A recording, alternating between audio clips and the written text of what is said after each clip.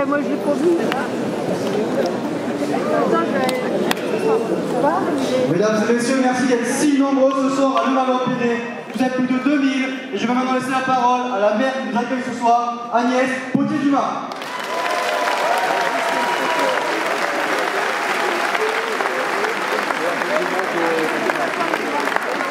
L'union de journalistes faire son travail.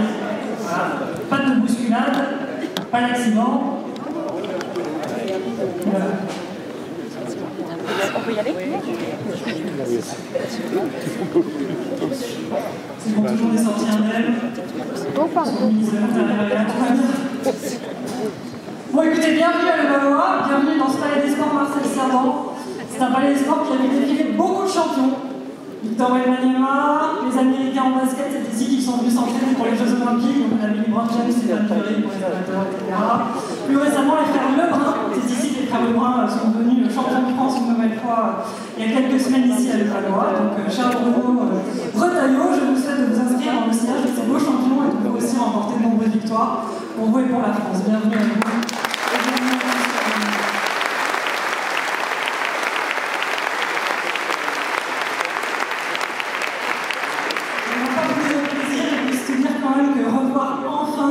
Remplis pour des meetings des Républicains, ça fait du bien. Ça fait longtemps qu'on n'avait pas vu des salles comme ça, donc merci à vous, merci aux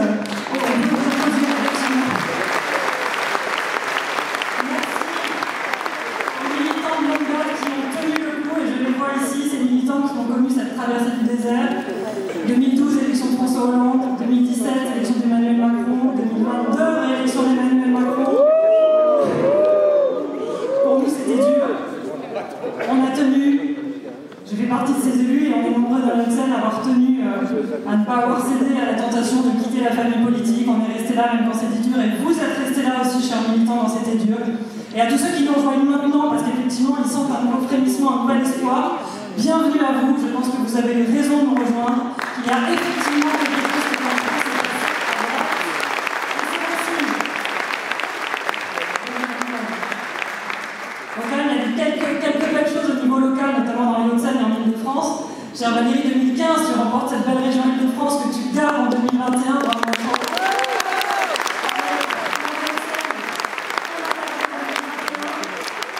Macronie avait le sentiment que ça y est, elle allait être toute puissante, elle allait nous rappeler les communes en 2020, les départements en 2021, la région en 2022, et nous, on a tenu. Et aujourd'hui, les communes, le département et la région restent à droite, dans les Hauts-de-Seine et en Ile-de-France.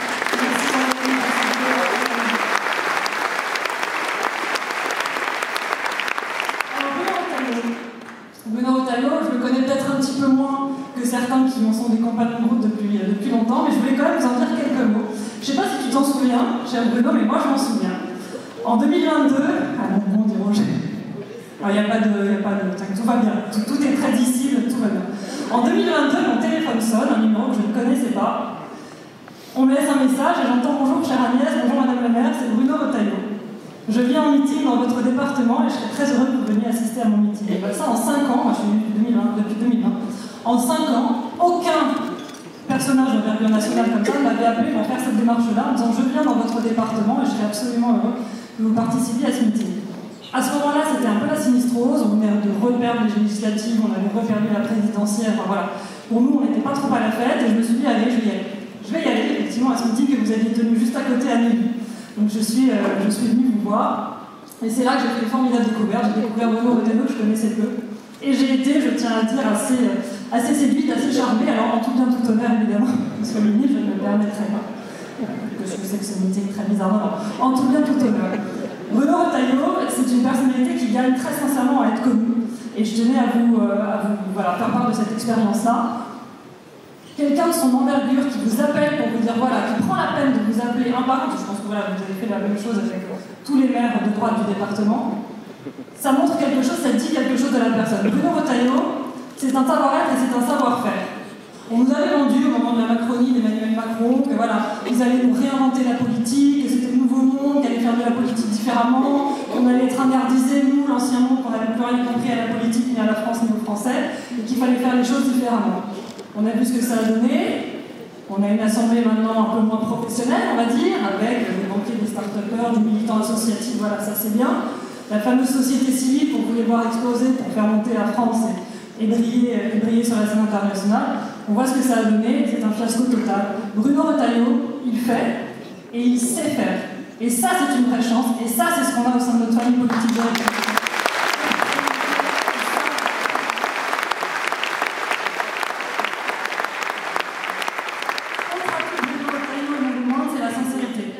Bruno Retailleau, il n'a jamais varié. Il a ses convictions. Elles sont ancrées, elles sont fortes.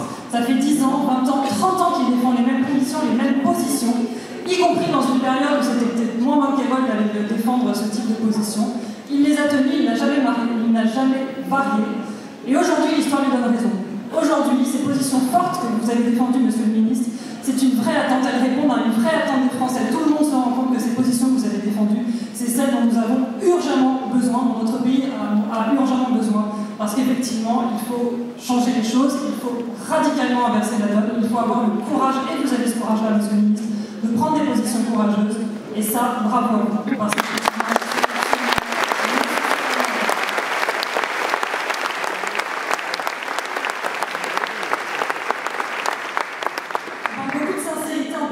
savez, on dit les politiques ne sont pas sincères, on ne sait pas vraiment, ils disent des choses, est-ce qu'ils pensent que c'est le bon moment? Ça aussi, c'est un reproche qu'on ne pourra pas faire à Bruno Retailleau. Bruno Retailleau ne dit pas les choses parce que c'est le bon moment, parce que c'est la bonne manière de les dire.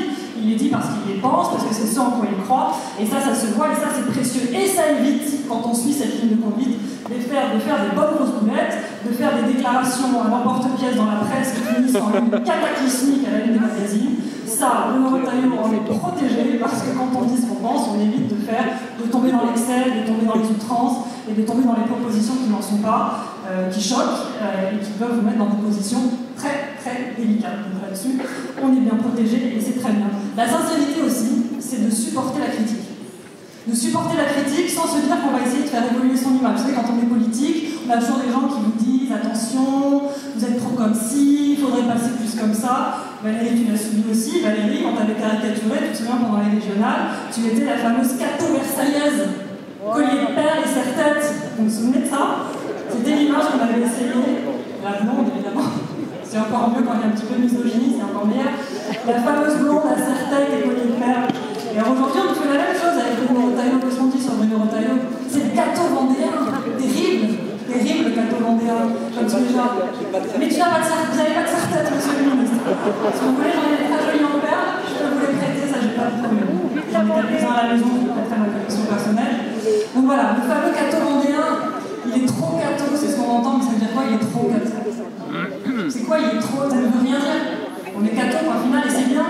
Et cette droite-là, cette droite justement, cette droite catholique, cette droite vendéenne, depuis le début, elle est dans notre famille politique. Quand on a fondé l'UMP en 2002, cette droite catholique, elle était là, elle était dans la famille politique. Et on peut en être fier, et c'est cette droite qui nous permet aujourd'hui d'avoir des candidats avec des vraies convictions qui vont au combat, qui n'ont pas peur de dire les choses. La sincérité, mais aussi le courage. Le courage de dire à un pays étranger qui nous traite mal, le courage de lui tenir la dragée haute et de lui dire ça suffit. De lui dire stop. De ne pas laisser notre pays se faire piétiner, de ne pas laisser notre pays se faire enfermer dans une espèce de repentance et se laisser couvrir de sang en disant voilà, on a été très mauvais, on a été très mal, ce qui s'est passé il y a plus d'un demi-siècle, on s'en excuse. Dire la vérité, avoir le courage de tenir tête à des chefs d'État qui nous traitent mal, qui traitent mal notre pays, ça aussi c'est une force et vous l'avez, monsieur le ministre.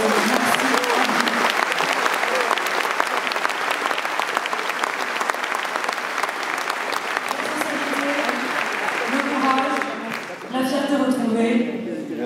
On a un ministre de l'Intérieur extraordinaire, on a beaucoup de chance, qui encore une fois parle français, qui encore une fois attire à lui des personnes qui sont peut-être différentes, mais qui ont la même conviction que lui, que ça a trop duré, qu'il faut encore une fois renverser la table et le faire correctement, le faire avec élégance. Et c'est ce que vous avez, cher Bruno Retailleau. Bruno Retailleau, c'est pas une personne qui vous appellera au téléphone pour vous insulter, vous critiquer, vous dire que si vous ne suivez pas, ça se passera très mal pour nous. Vous n'aurez peut-être plus d'aide dans votre département, ou des choses comme ça. Oui. Bruno Retailleau, c'est un peu le soft power. C'est le soft power, c'est celui qui fait venir à lui parce que parce qu'il est convaincant et parce qu'il défend tout un tas de choses qui aujourd'hui résonnent dans le cœur des Français. Donc merci à vous, monsieur le ministre. Merci.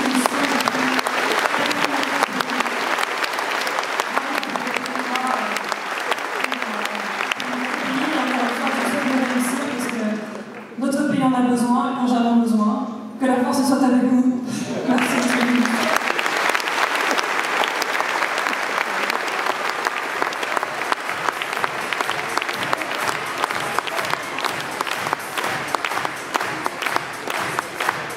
Chers amis, je vous demande maintenant d'applaudir le député de Haute-Seine, Philippe Juvin.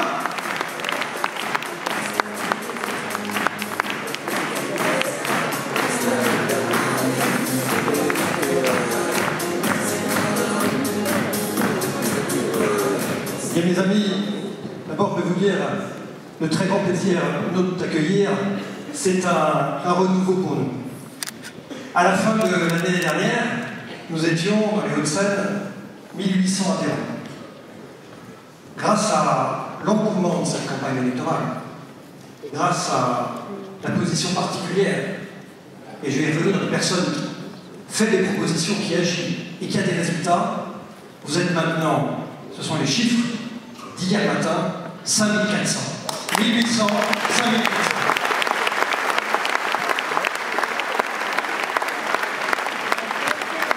Et à ceux qui vous disaient, un combat des chefs c'est épouvantable, une compétition c'est épouvantable, dites-vous que les Français adorent la politique, adorent les débats, adorent la confrontation.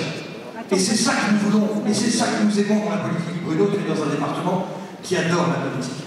C'est le département de Charles Pasqua, c'est le département de Nicolas Sarkozy, c'est le département de Patrick Devedjian, c'est un département très politique. Et nous avons du caractère comme vous en avez en Vendée. Ah ben oui. Vous savez, et vous révoltez en Vendée, nous savons aussi dire non et nous opposer. Il y a 3 ans, dans les Hauts-de-Seine, il n'y avait plus de députés. Et grâce de tous les élus locaux que je veux saluer, de toutes les communes qui sont ici, et je veux particulièrement saluer les maires, j'ai vu Philippe, j'ai vu Yves, j'ai vu Rémi, et Jacques qui s'est mis au 2e rang, Jacques Tosowski, qui est le maire que je dois choisir, c'est celui de ma circonscription, avec qui nous sommes désormais 3 députés. Nous sommes en train de reconquérir une place qui a été longtemps la nôtre, mais qui n'est pas acquise. Et pourquoi elle n'est pas acquise? Parce que, probablement, nous, les Républicains, nous avons oublié ces dernières années de réfléchir à la société telle qu'elle était devenue. Nous continuions à faire les propositions que nous faisions il y a 15 ans. La société a évolué, la société a des aspirations nouvelles. La société souhaite un parti des Républicains qui soit un parti dans l'action. Et pourquoi ai-je décidé, moi, de soutenir Bruno? D'abord pour une raison principale. Bruno est un ministre.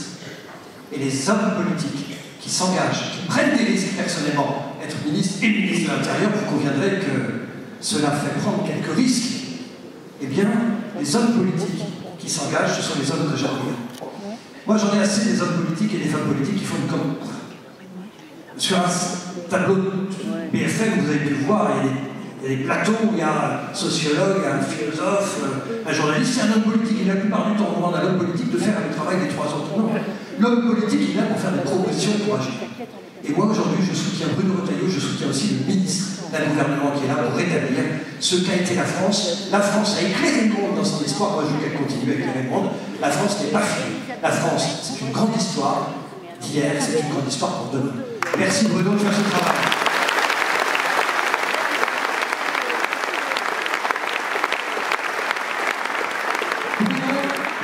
Et c'est la deuxième. C'est une personnalité.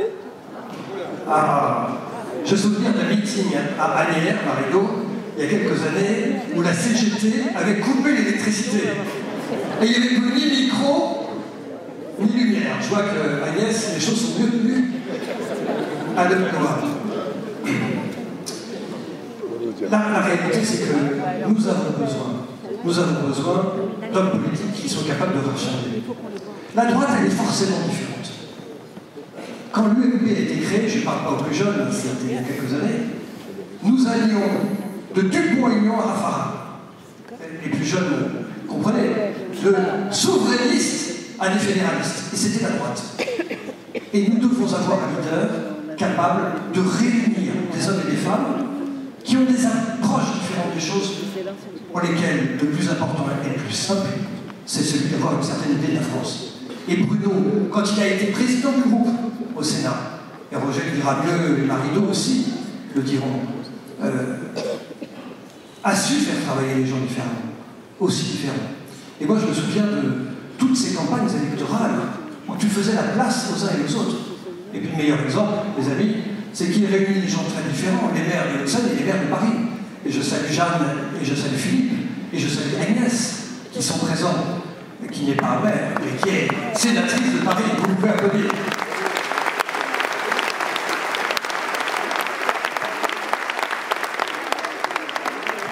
Oui, je sais que c'est facile de circuler dans Paris et que vous êtes venu très facilement, probablement en moins de 2 heures. En moins de 2 heures. Ils auraient dû prendre le métro, mais ils allaient. Voilà les éléments pour lesquels il faut soutenir. Nous avons besoin de quelqu'un qui rassemble, et pas quelqu'un qui dissemble. Nous avons besoin de quelqu'un qui réfléchisse et qui voit la société évoluer. Quelqu'un qui comprenne que la France a besoin d'un parti politique de gens sérieux. L'extrême gauche, ce ne sont pas des gens sérieux. Vous voyez leur proposition permanente. L'extrême droite, populiste, il y a la place pour une offre politique de gens sérieux. Et quand on vous fera une proposition, quand Bruno sera à la tête du parti, ça sera une proposition sérieuse. Qui visera à quoi? Qui visera à rétablir l'ordre. L'ordre dans les comptes publics, l'ordre aux frontières, l'ordre dans la rue. Et je vous invite à lire, je fais sa publicité parce qu'il ne le fera pas, il est modeste, le rapport du ministère de l'Intérieur qui a été publié aujourd'hui sur les résultats du ministre de l'Intérieur. Certains vous diront, où sont les résultats? Mais il faut lire. Lisez les résultats. En quelques mois, en quelques semaines, une loi sur le narcotrafic. Une loi fondamentale qui va changer la donne. Une loi sur le droit du sol à Mayotte. Une loi fondamentale qui va aussi changer les choses. En quelques mois, Bruno a pris ses marques et est en train de changer la donne. Alors voilà, mes amis. Pour tout ça, votez Bruno. Encore quelques jours de campagne, quelques jours de faire part. Nous sommes à 5800 et le chemin est encore ouvert à nous tous. Merci Agnès de ton accueil, merci Bruno de ta présence, merci Valérie de faire de cette région la belle région que nous avons. Merci beaucoup.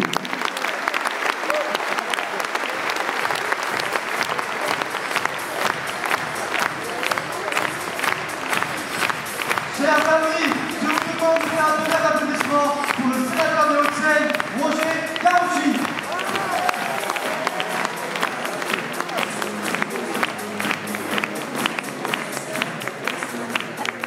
Bon, ben moi je trouve, voilà,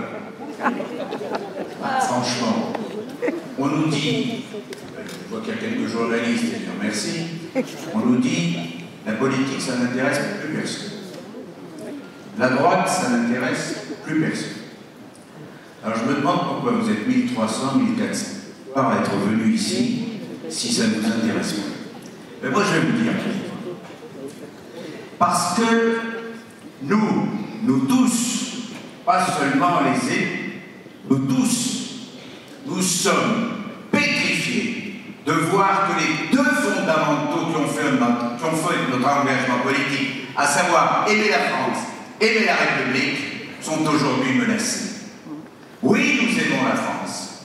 La France, simplement la France, ses traditions, sa langue, son passé, son histoire, ce qu'elle a été dans le monde. La France de Voltaire, la France de Rousseau, la France du général de Gaulle, la France de Malraux. C'est cette France-là que nous voulons, que nous aimons. Celle du drapeau tricolore, celle de la parole et de la voix de la France dans le monde. Celle qui a dit au monde ce qu'était le chemin de la liberté, le chemin des droits de l'homme. Cette France-là, vous, chacun de nous, ici, l'incarnons. Et nous voulons retrouver cette France. Nous ne voulons plus d'une France rabaissée. Nous ne voulons plus d'une France maltraitée. Nous ne voulons plus de dirigeants qui n'ont pas toujours eux-mêmes, quelles que soient les formations politiques, la confiance dans la France. Et le deuxième pilier de ce que nous sommes, c'est aimer la République. La République, la liberté, l'égalité, la fraternité, oui l'égalité, la laïcité, oui nous sommes tous ici des défenseurs de la République, des défenseurs de la Ve République, parce que nous savons que s'il n'y a pas de République, il n'y a pas d'unité, il n'y a pas de solidarité, parce que nous savons que s'il n'y a pas l'autorité de l'État, s'il n'y a pas l'ordre républicain, s'il n'y a pas l'ordre tout court, alors il n'y a plus de nation, il n'y a plus de République, il n'y a que de la division, que du communautarisme. Et la République et la France, c'est une unité, ça n'est pas un agrégat de communauté. Nous sommes la France, vous êtes la France. Et nous avons besoin de retrouver cette fierté d'être ensemble, de développer ensemble un projet collectif, d'avoir ensemble une vision de l'avenir de notre pays, qui est loin d'être fini, qui est loin d'être devenue cette seconde puissance qu'on annonce partout et que certains souhaitent voir. Oui, nous avons besoin, Bruno, nous avons besoin d'être fédérés, d'être rassemblés, d'être motivés pour redresser la tête, pour se dire derrière les trois couleurs, c'est l'ensemble des Français, pas seulement ceux de droite, l'ensemble des Français qui doit relever la tête et qui doit dire nous n'acceptons plus le rabaissement de la France, nous n'acceptons plus le rabaissement de la République. Et moi je connais Bruno depuis un certain temps certain. Et je peux vous dire que même si nous n'avons pas toujours été d'accord sur tout, je sais qu'il porte la France en lui, qu'il porte la République en lui, que c'est une vraie racine, un vrai fondement, une vraie émotion. Tout le temps, quand il parle de la France, quand il parle de la République, il sait de quoi il parle, il le vit. Et le problème n'est pas de savoir s'il est vendéen, s'il est catholique. Il est français et il incarne l'unité de nous tous et nous avons tous besoin de lui immédiatement à la présidence de la République et demain, parce que la France ne peut pas se dispenser de gens comme ça n'est plus possible. Nous n'acceptons plus que les choses soient dites de manière telle que nous n'ayons plus confiance dans notre pays. Relevez la tête, ayez confiance avec Bruno.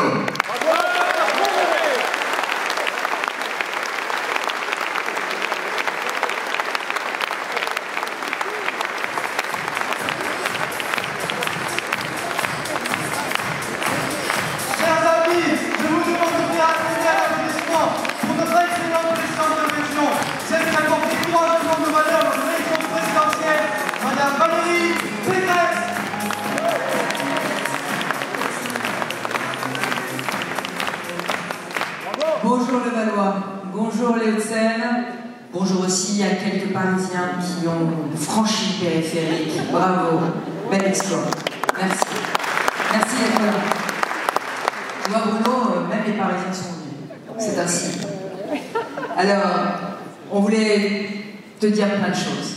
Mais avant de te les dire, moi ce que je vois en voyant cette salle si pleine, c'est que... Je dis bonjour à tout le monde. En voyant cette salle si pleine, j'ai le sentiment d'une droite qui se relève.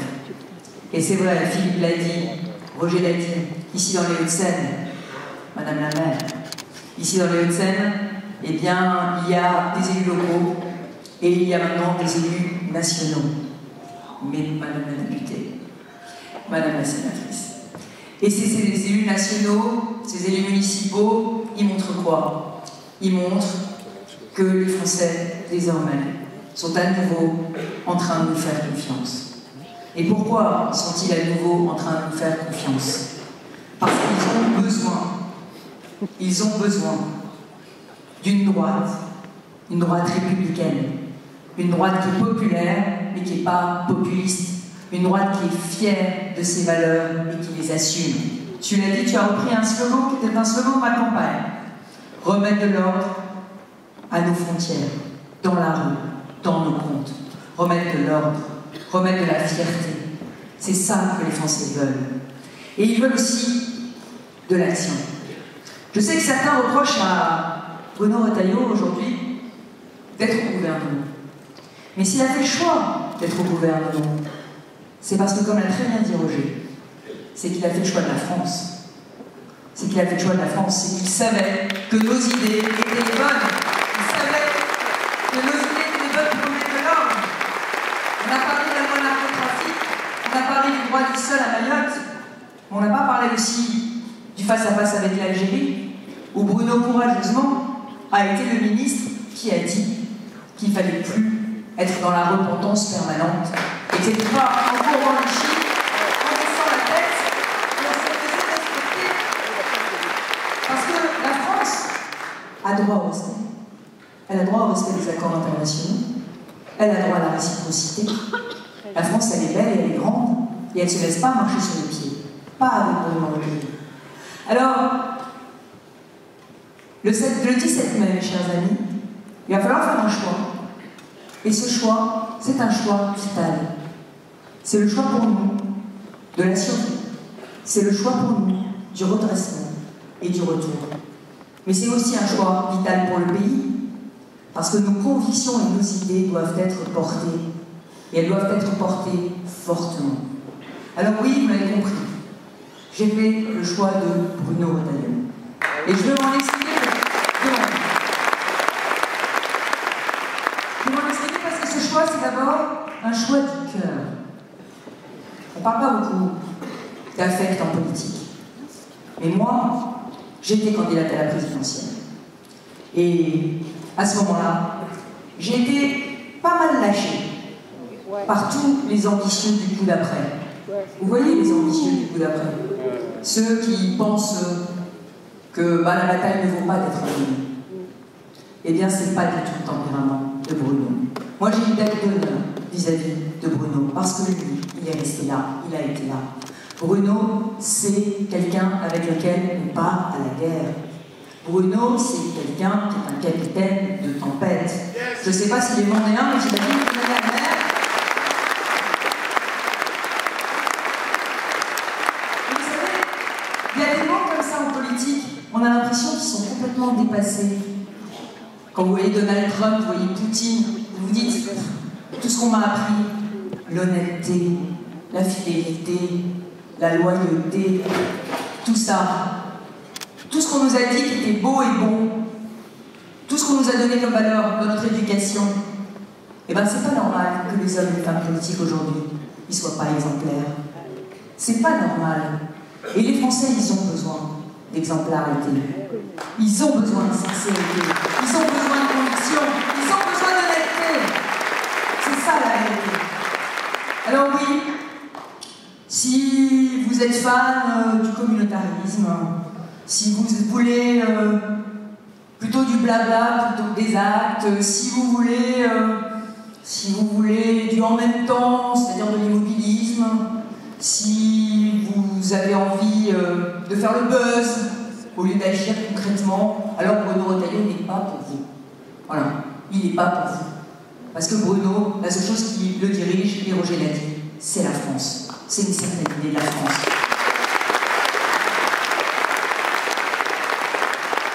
Alors oui, mes chers amis, je crois que Bruno est l'homme de la situation. Et je crois qu'il est l'homme de la situation parce que les Français attendent de la sincérité, du courage et des résultats. Et les résultats, ils sont déjà là. Alors ils sont là dans un contexte évidemment très complexe, parce que ce gouvernement n'a pas de majorité, parce que ce gouvernement il est pluriel, parce qu'il tire à lui et à Dia. Mais dans ce gouvernement, qui est complexe, qui tire à lui et à Dia, il y a une boussole. Une boussole qui montre un cap, et qui montre le cap de l'espérance. Et cette boussole, elle s'appelle Bruno Retailleau. Voilà.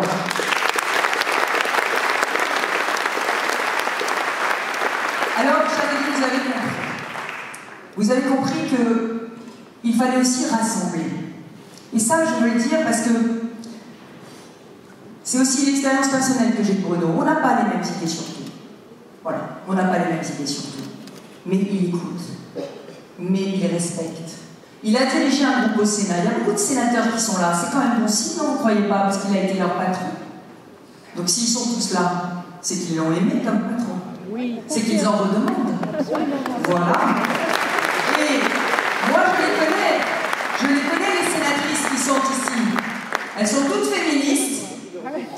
Elles sont toutes progressistes. Et à Paris, hein, voilà, on est une terre de progrès. Voilà, dans les Hauts-de-Seine. Et elles incarnent les valeurs d'une droite qui est composite, d'une droite qui est très diverse. Eh bien, cet orchestre-là, de sénatrices, eh bien, Bruno Retailleau a réussi à le faire fonctionner. Parce qu'il rassemble et parce qu'il dirige. Il sait diriger. Voilà. Alors oui, c'est un témoignage très personnel que je suis venue donner ce soir, parce que moi, je sais ce qu'il faut à un chef. Je préside une grande région. On ne préside pas une grande région en demandant à tout le monde de penser la même chose que vous. Ça n'est pas vrai. Pour diriger, il faut avoir les qualités d'un chef. Les qualités d'un chef, c'est de rassembler les différences et de faire de ces différences une plus-value, une richesse.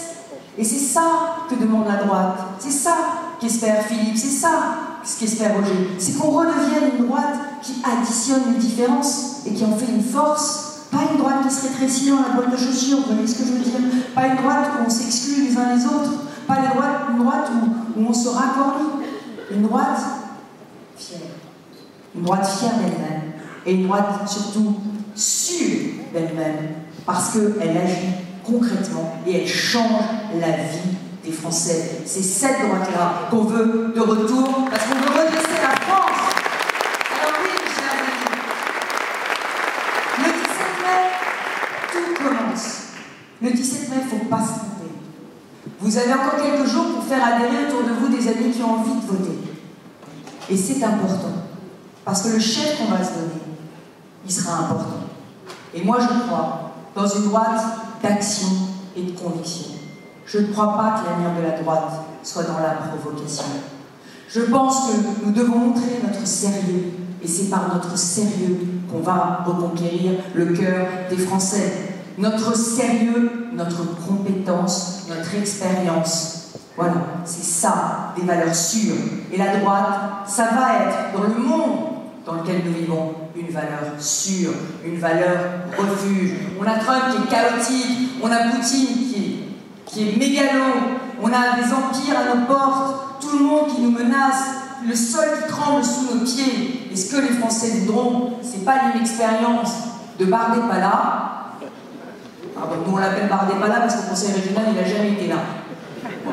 Maintenant c'est Bardépala parce qu'il a démissionné. Voilà.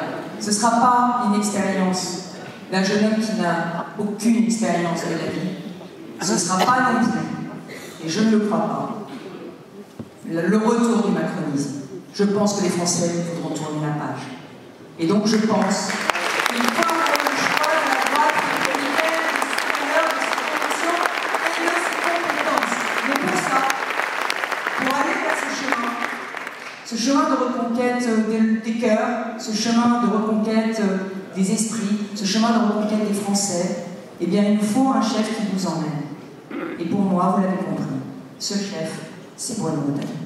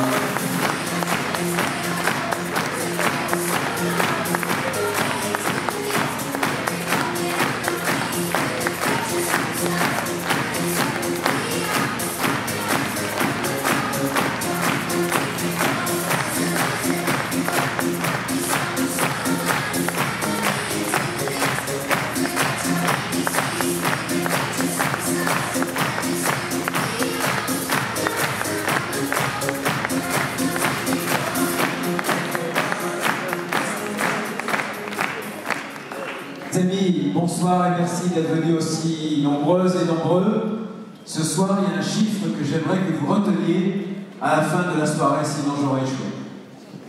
Ce chiffre, parce que je suis mis son intérieur, c'est le 17. Ça vous dit quelque chose, le 17?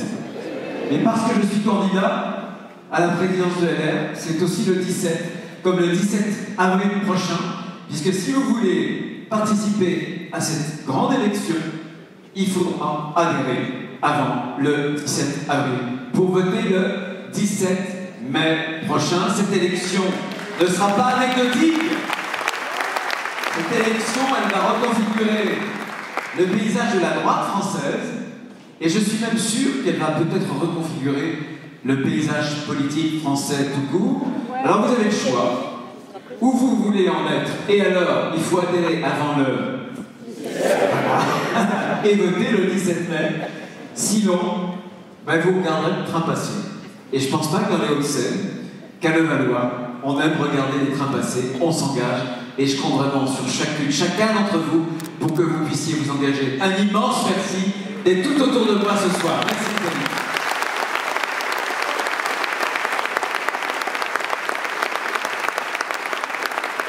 J'ai plein de remerciements, je ne sais pas par qui commencer. Et je me sens écrasé par les compliments que les uns et les autres ont pu faire de moi. Je me sens écrasé parce qu'ils ont mis la barre très très haut. Si je veux être à la hauteur des compliments qu'ils ont dit de moi, il va falloir que j'enlève un peu les esprits et les cœurs. Je voudrais vraiment remercier ce soir Agnès, la mère de Levallois-Perret. Merci Agnès.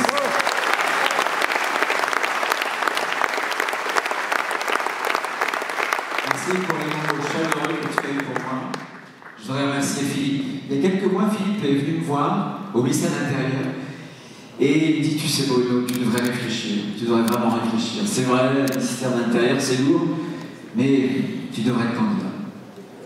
À l'époque, j'hésitais, parce que ministre de l'Intérieur, ouais. Et se présenter à une élection interne, c'est s'exposer, c'est prendre des risques, c'est s'exposer aux critiques.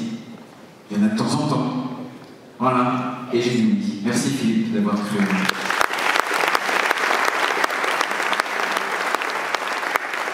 Je voudrais évidemment remercier Roger pour son si beau discours, qui lui ressemble tellement.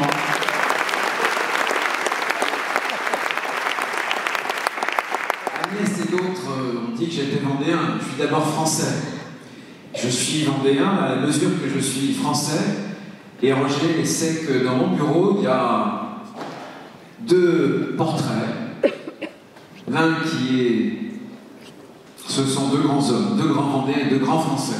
L'un c'est Clémenceau et l'autre c'est de l'acte de Tassigny. De l'acte de Tassigny qui a signé l'acte de capitulation de la France le 8 mai.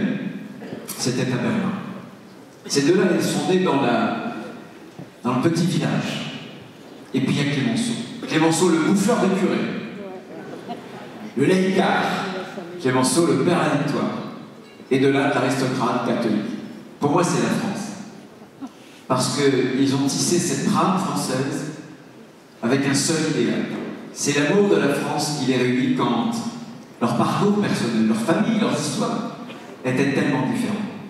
Et comme tu parlais de cet idéal républicain, de cet idéal français, je me souviens toujours de cette phrase de Clémenceau, le 11 novembre 1918, il monte à la tribune de l'Assemblée nationale où il va, sans micro, faire un très beau discours. Et dans son intervention, il aura ces mots sur l'idéal français. Hier, la France, soldat de Dieu. Aujourd'hui, soldat de l'humanité. Et pour toujours, la France, soldat de l'idéal. Je partage avec Roger et avec vous tous cet amour immodéré de la République et de la France.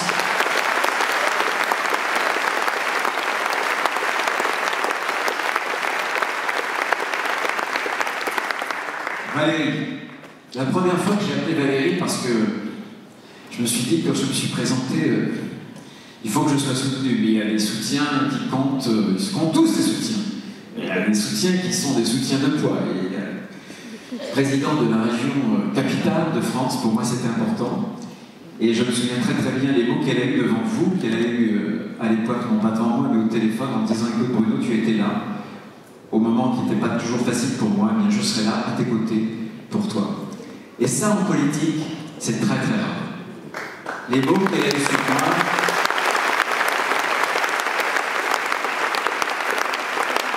m'ont beaucoup touché, je l'ai dit l'autre jour à la région.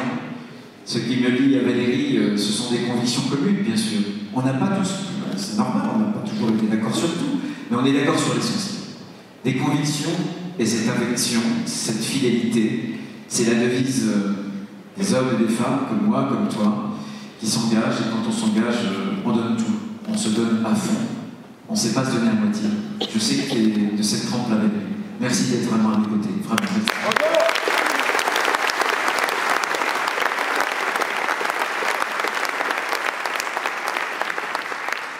Je voudrais saluer collectivement beaucoup d'amis ce soir.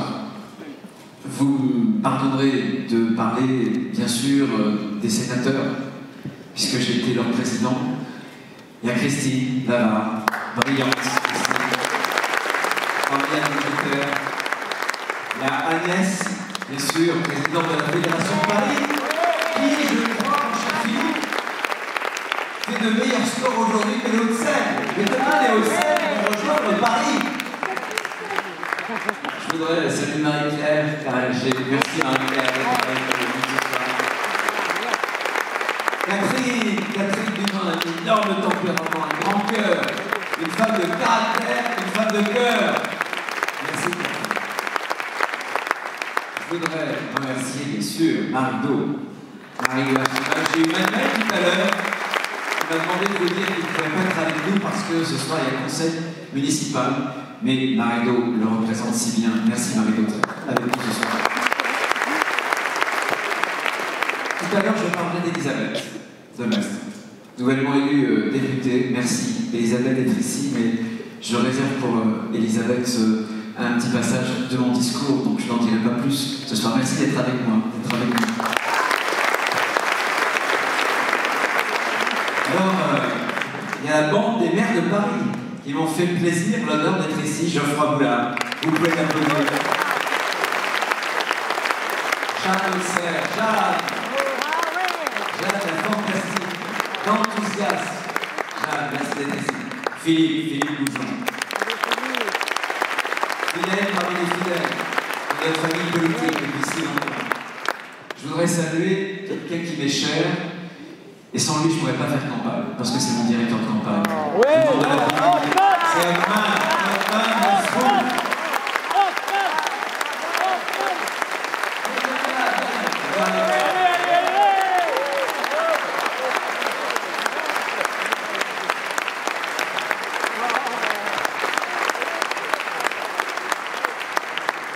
Il y a de nombreux maires qui sont ici, que je veux saluer. Je vois Jacques, je vois Philippe Mzek. Philippe est sénateur. Philippe, c'est pas un gars gauche. C'est pas un gauchiste, Philippe. Si vous avez des doutes, moi je peux le labelliser sans aucun problème. Les autres maires que j'ai aperçus, notamment des Hauts-de-Seine ce soir. Mes amis, je voudrais aussi vous saluer, vous. Ceux qui sont ici, autres. Et notamment ceux d'entre vous qui sont des militants depuis de longue date. Ceux qui ont passé nos défaites, nos échecs. Ceux qui, malgré les déceptions et parfois malgré les trahisons, sont toujours restés fidèles. Et ce soir, je voudrais vous faire un serment. Ce soir, ce que je voudrais vous dire, c'est que jusqu'à présent, souvent, toujours, vous avez été ce que j'appelle des combattants, des militants du devoir. Le devoir de tenir la ligne. Le devoir de la fidélité, le devoir de la constance. Mais ce que j'aimerais demain, c'est que de ces militants du devoir, vous deveniez vraiment des militants d'espoir. Les uns et les autres, tout à l'heure, on parlait d'un espoir qui s'est levé, d'une espérance. Quand j'ai dû réfléchir à ma candidature, c'est aussi parce que j'ai senti, quand je me déplaçais depuis des mois et des mois, cet espoir, cette espérance se lever. Alors que ceux qui croient dans les mêmes convictions que nous, étaient un peu désespérés depuis des années par tant d'échecs. J'ai senti ce vent nouveau, j'ai senti cet élan, cet espoir, cette espérance, et je m'en suis senti comptable. Et c'est parce que je m'en suis senti comptable que je n'ai pas voulu vous décevoir et que je me suis engagé, et que j'ai pris beaucoup de risques.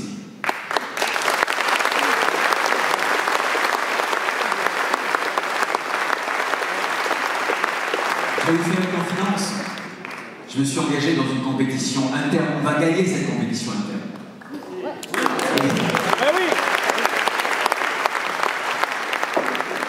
Mais cette compétition interne, c'est pas le bout du chemin. C'est pas le bout du chemin. Si je me suis engagé, c'est que demain, je veux que nos idées, nos convictions puissent gagner. Il y a tellement longtemps, il y a tant d'années que ces convictions, que ces solutions, ces propositions sont restées orphelines en réalité. Elles ont été portées par Valérie, par d'autres, mais les victoires, nous ne les avons pas connues. Eh bien, demain, ce que je voudrais à vous, les militants du devoir, et demain les militants d'espoir, c'est ce que je voudrais vous offrir et vous promettre, c'est qu'on puisse cheminer sur une route qui nous conduira jusqu'aux plus belles victoires, grâce à votre soutien et grâce à votre unité.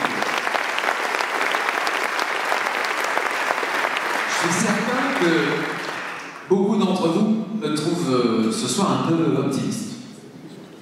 Vous vous dites qu'il est un peu grisé, cette belle salle de Levallois-Perret, salle de sport, j'en parlais tout à l'heure, le sport, c'est plus que le sport.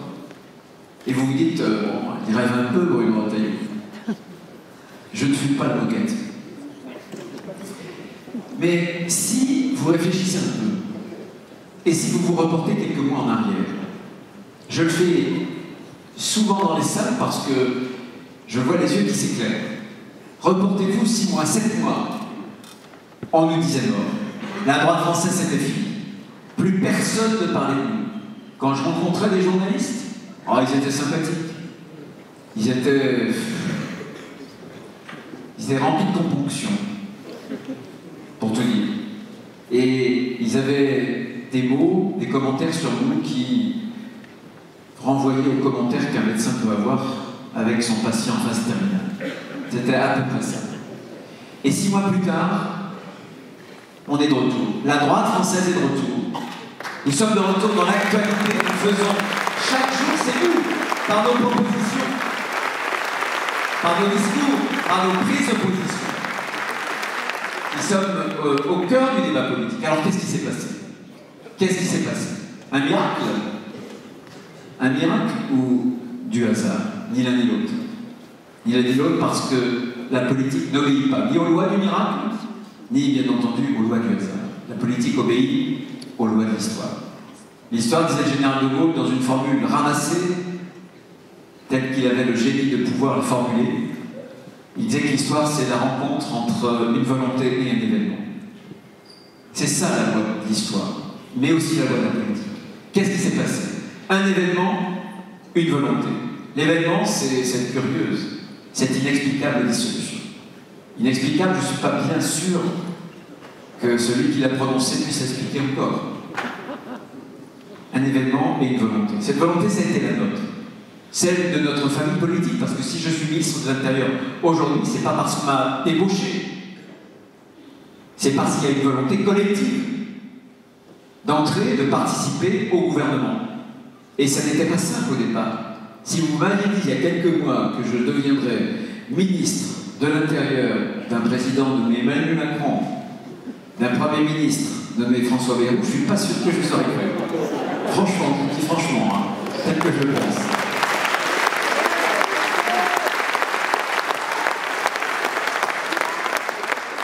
Et pourtant, je le suis devenu. Qu'est-ce qui s'est passé? Ce qui s'est passé, c'est que, tout simplement, si la droite française, si notre famille politique, avec laquelle la porte au nez d'Emmanuel Macron en septembre, alors Emmanuel Macron n'aurait eu d'autre choix que de confier les clés de la France à la gauche la plus ringarde, la plus sectaire d'Europe. C'était la gauche mélenchonisée, souvenez-vous, à l'époque. Et vous auriez eu, peut-être à ma place, Madame Panot, vous auriez eu, comme ministre des Affaires étrangères, peut-être Rima Hassan.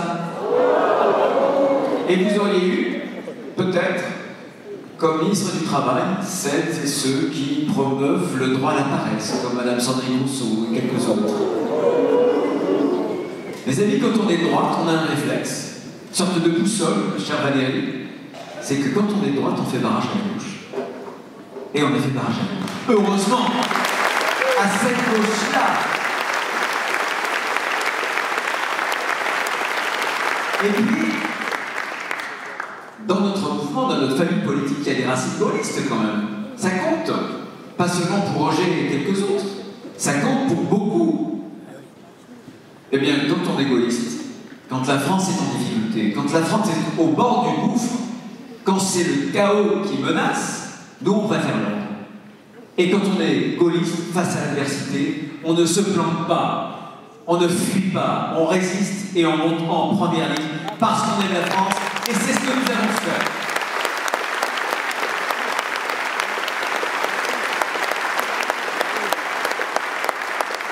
Évidemment, les conditions étaient compliquées. Cette prise de responsabilité, c'était une prise de risque.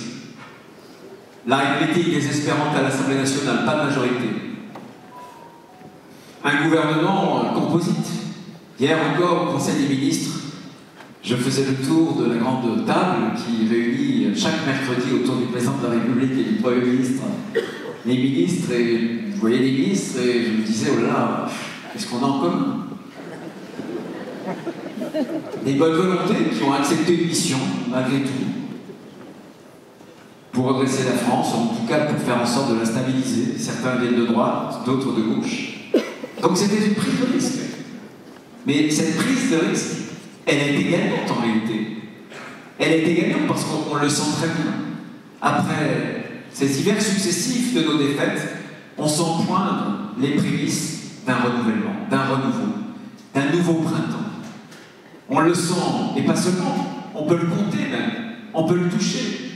À travers les succès qu'on a eus dans nos élections, on a eu une dizaine d'élections législatives, municipales, partielles, et nous sommes, les amis, le seul, l'unique parti à avoir autant progressé. On n'a pas gagné toutes les élections, on en a gagné. Mais dimanche dernier, par exemple, Marie-Christine Dalloz, qui est devenue députée, nous l'avons gagnée, plus 10%. Le RN, qui était opposé à elle au second tour, moins 10%. Elisabeth députée, dans la circonscription de Boulogne, dans les Hauts-de-Seine. La droite, comme d'habitude, la plus belle du monde, on a lié 4 candidats. 4 candidats pour être bien sûr qu'on se divise, pour être bien sûr qu'on ne puisse pas remporter l'élection. Eh ben c'est Elisabeth qui a remporté l'élection. Merci Elisabeth.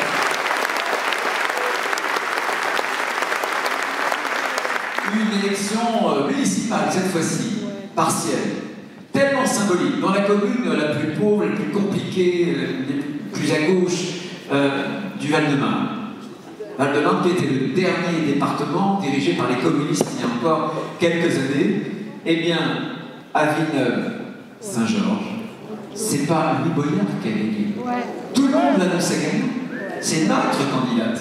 Ouais. C'est la candidate Christine Niat. Elle est. Merci à elle.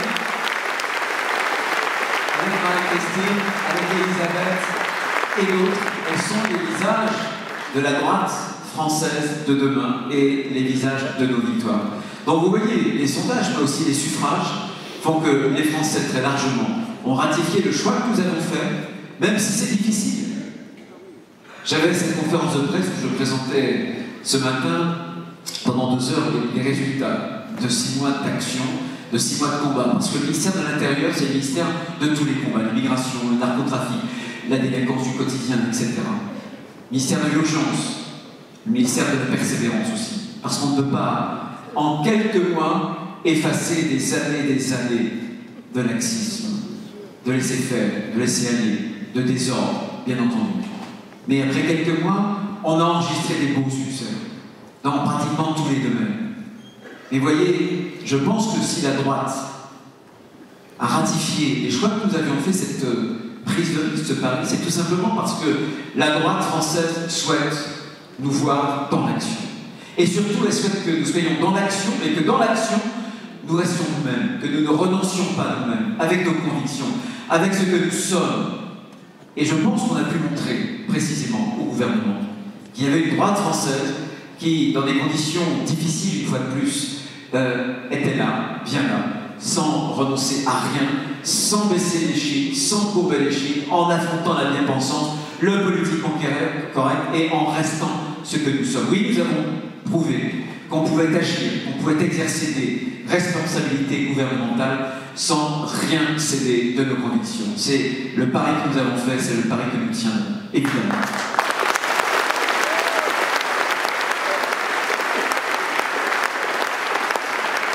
Quand je suis rentré au gouvernement, je m'étais fait 2 promesses. 2 promesses. La première, c'était vis-à-vis de moi, vis-à-vis de vous, vis-à-vis de moi, c'était de me trahir, de ne pas trahir ce que je porte depuis toujours, mes idées, mes convictions. C'était de ne pas vous tromper non plus, et c'était de ne pas me laisser engourdir, endormir par les ordres des palais de la République, par les conformismes, les impossibilismes, les immobilismes de la participation à un gouvernement. Et j'avais cette idée en tête que j'ai toujours eue, dans toutes mes campagnes d'ailleurs, départementales, régionales, parler vrai. Parler vrai parce que c'est ma liberté, parler vrai parce que c'est ma force, parler vrai parce que, comme le disait quelqu'un avant moi, cette sincérité, les Français en ont besoin, ils la veulent. Les Français sentent parfaitement, vous savez, quand les hommes ou les femmes politiques ne sont pas alliés, quand il y a quelque chose comme un écart entre ce qu'ils ont à l'intérieur d'eux-mêmes et les mots qui sortent de leur bouche. La crise de la démocratie française aujourd'hui, c'est aussi une crise de la parole publique. Une crise de la parole publique, les mots n'ont plus de sens, parce qu'ils ne portent plus de conviction. Et les mots, justement, ne portent plus du tout, et ils n'agissent plus. Quand les mots sont insincères, ils sortent des lèvres et ils tombent à terre, sans rien porter, sans atteindre les cœurs, les esprits auxquels ils sont normalement destinés. Oui, j'ai souhaité parler vrai, peu importe d'ailleurs les polémiques que j'ai pu déclencher. Chacune de ces polémiques, pour moi, a été l'occasion de m'adresser directement aux Français et de passer au-dessus de la bien-pensance, du petit microcosme politico-médiatique. Et les Français m'ont compris, les Français m'ont soutenu, immédiatement, quasiment. Quand j'ai assumé, par exemple, de dire que non, l'immigration, quand elle n'est pas maîtrisée, elle ne l'est plus depuis longtemps, qu'elle n'était pas une chance, j'ai écrit une polémique, et les Français m'ont soutenu.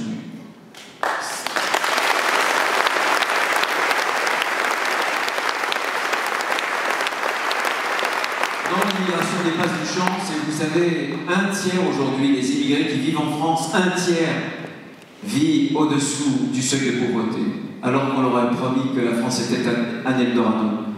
Toutes ces femmes, ces hommes déracinés dans le village, qui sur les routes de l'Exode, pour les femmes, trouvent souvent le viol et les hommes l'esclavage. Ils traversent la Méditerranée, la Manche, un certain nombre vont mourir, des mers, des océans transformés en cimetières. Est-ce qu'on peut parler de chance? Et nous les Français, et nous la France, qui peinons à loger les Français, qui peinons à développer nos capacités d'accueil, à l'hôpital, à l'école, etc. Ces capacités d'accueil, désormais, sont dépassées. On ne peut plus accueillir. Si on veut assimiler, si on veut intégrer, alors il faut faire le choix de moins accueillir. C'est le choix que j'endosse. Même si ce choc, c'est en réalité le choix des Français. Et extraordinaire, la surprise, c'est qu'à chaque fois que j'ai posé sur la table un certain nombre de propositions clivantes, y compris sur l'immigration, y compris la majorité de gens de gauche qui avaient l'habitude de voter à gauche, me soutenaient. Bien sûr, 75-80% des gens de droite, mais 70% des Français soutiennent cette position, qui est une position raisonnable, qui est une position simplement humaine. Je dénonce la fausse générosité de ces bobos qui veulent effacer les frontières pour mieux reconstituer des frontières autour des beaux quartiers. Ils ont de l'argent, ils peuvent habiter les beaux quartiers là où les désordres migratoires ne les atteindront pas. Ils ont de l'argent, ils peuvent placer leurs enfants dans des bonnes écoles. Là encore, où les désordres migratoires n'atteindront pas leurs enfants. Quand j'ai parlé du voile, et peut-être que j'ai choqué en disant que le voile, dans les compétitions sportives, nous sommes dans une salle de sport. Notamment dans les compétitions sportives fédérales, n'avait pas sa place. Parce que pour moi, le voile est un marqueur. Ce n'est pas un tissu, c'est un étendard d'un islamisme politique qui se déploie aujourd'hui en France avec un agenda pour faire basculer la société française dans la charia.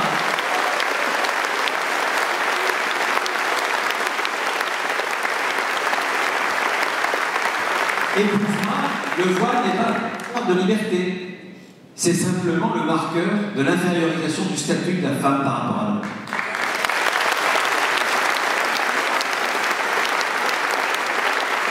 Je me souviens de la phrase de Gisèle Halimi en 89, qui désignait le tchador comme le signe, le symbole de l'infériorisation des femmes par rapport aux hommes.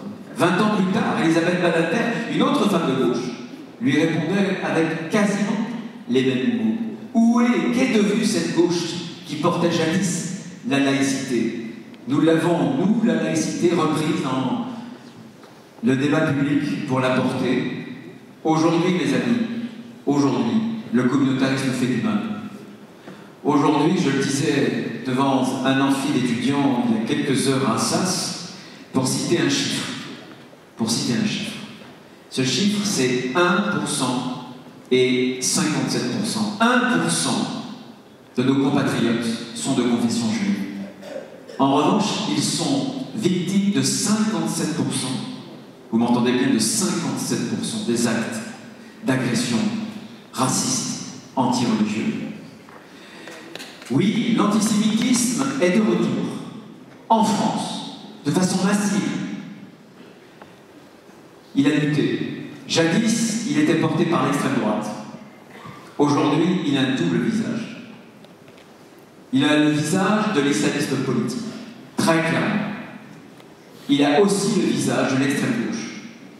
Cette extrême gauche qui, sous prétexte et derrière le masque de l'antisionisme, attise les braises rougeoyantes de l'antisémitisme, en instrumentalisant la cause palestinienne, en draguant le vote communautariste des banlieues.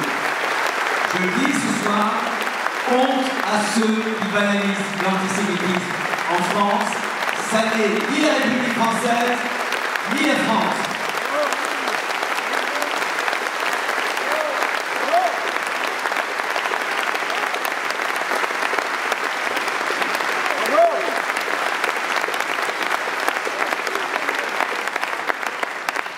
Je sais que j'ai choqué quand j'ai provoqué une autre polémique. Alors là, les médecins ont failli tomber d'apoplexie. Sur l'état de droit. J'ai simplement dit que l'état de droit, ça ne pouvait pas être le prétexte pour ne pas changer la loi.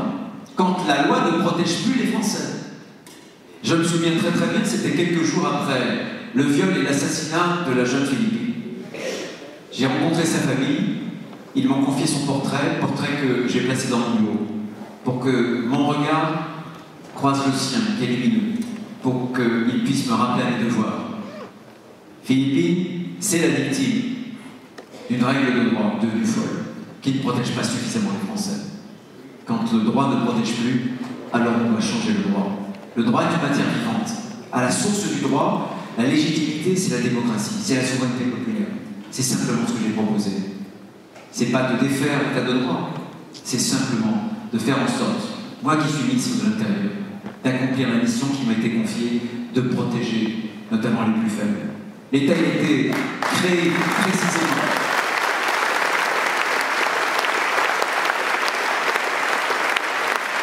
pour cette mission de protection. Et aujourd'hui, l'honneur qui est celui du ministre de l'Intérieur, c'est de faire en sorte que l'État tienne debout. Parce que quand on aime la France, on sait qu'en France, l'État a précédé la nation. C'est pas comme ça en Italie, c'est pas comme ça en Espagne, c'est pas comme ça en Allemagne. Chez nous, c'est l'État qui a fait la nation, en la précédant. Tant que l'État tiendra, la nation, même archipélisée, même fragmentée, pourra survivre. C'est la mission que l'État régalien doit assumer, qui est une mission historique, si importante, que le droit protège les Françaises et les Français. Autre polémique, quand j'ai indiqué et assumé, comme Valérie l'a dit, ce rapport de force entre notre pays et l'Algérie.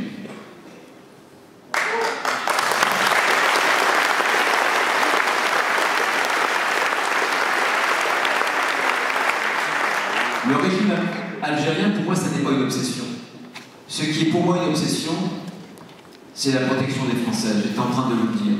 Et j'ai pas du tout envie qu'on ait un deuxième attentat islamiste comme à Mulhouse. Parce qu'à Mulhouse, nous n'aurions pas eu cet attentat si l'Algérie avait respecté le droit, si l'Algérie s'était conformée à ses obligations, si l'Algérie avait accepté de reprendre sur son propre territoire un de ses nationaux algériens. Il a tué un Portugais. Il a tué ce Portugais alors que cet individu terroriste avait été présenté à 14 reprises aux autorités algériennes qui auraient dû le reprendre parce que c'est le droit international, parce que c'est les accords de 94 entre nos deux pays. Alors oui, j'ai assumé ce rapport de France. Il y a si longtemps que la France tend la main à l'Algérie. Avec quel retour, mes amis? Bien sûr, je connais l'histoire. Et cette histoire est douloureuse, elle est tumultueuse, elle est orageuse entre nos deux peuples. Bien sûr. Et pour autant, je ne reconnais à aucun pays, même quand l'histoire nous a opposé des douleurs très vives, très émues, le droit d'humilier mon pays, la France que nous aimons.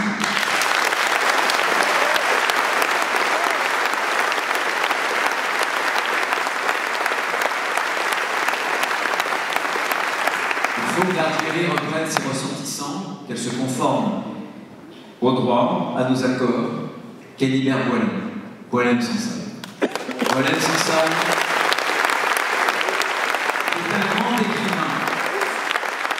Vous savez, Boualem n'est pas né en France. Boualem est né en Algérie. C'est en Algérie qu'il a appris le français, qu'il maîtrise mieux que moi, mieux que vous. Il est devenu un grand écrivain. Il est tombé amoureux de la langue. De proche en proche, il est tombé amoureux de la France. Parce que Boualem sait que la France, comme a dit quelqu'un, c'est une patrie littéraire. Un de nos principes spirituels français réside dans cette littérature. Vous êtes-vous déjà questionné sur ce fait-là, qu'on ne rappelle jamais suffisamment? De tous les pays d'Europe et du monde, c'est la France qui totalise le plus grand nombre de prix Nobel de littérature. Nous sommes une patrie littéraire. Hier, les rois étaient pas très loin d'ici, consacrés, ils avaient l'onction du Saint-Graal.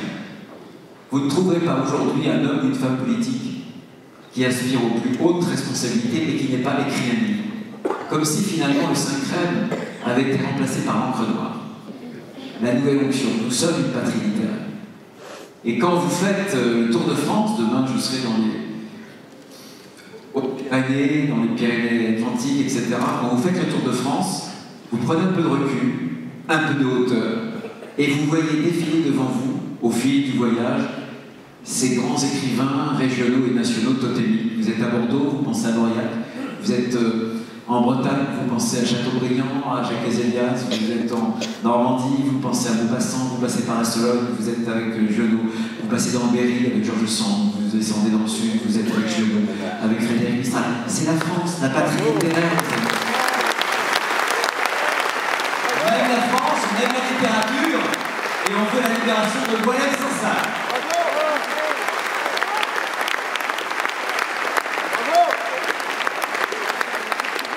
J'avais dit deux promesses. La première, c'est le parler vrai. Cette vérité, cette liberté. Je suis ministre de l'Intérieur, j'appartiens à un gouvernement. Personne ne me fera taire. Je ne changerai pas d'avis sur mes convictions et cette liberté. Je continuerai à l'exercer. L'autre promesse, c'était simplement qu'il me semble qu'aujourd'hui, dans l'état dans lequel est la France, il va falloir réagir. Et je pense qu'on doit rassembler. Les uns et les autres ont dit, mieux que moi il y a quelques instants, on peut rassembler.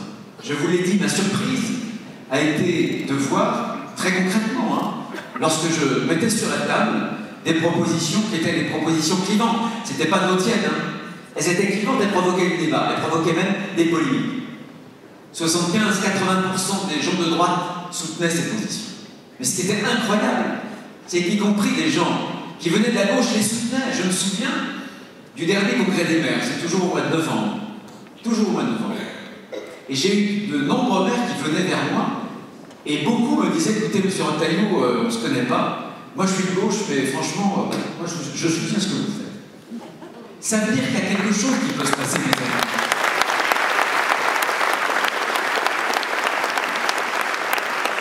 Ça veut dire qu'il y a quelque chose qui peut se passer. Et c'est cette promesse-là qu'il faut qu'on fasse germer. C'est quoi cette promesse? Moi je pense qu'on peut rassembler large.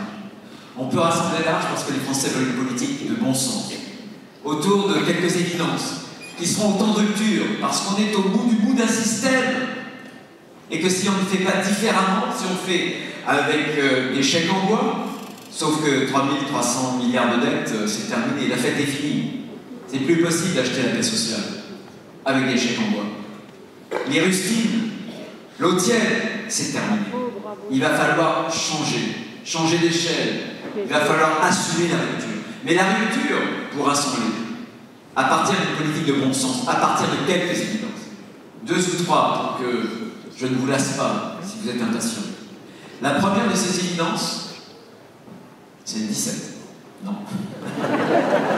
Vous n'avez pas oublié. Hein.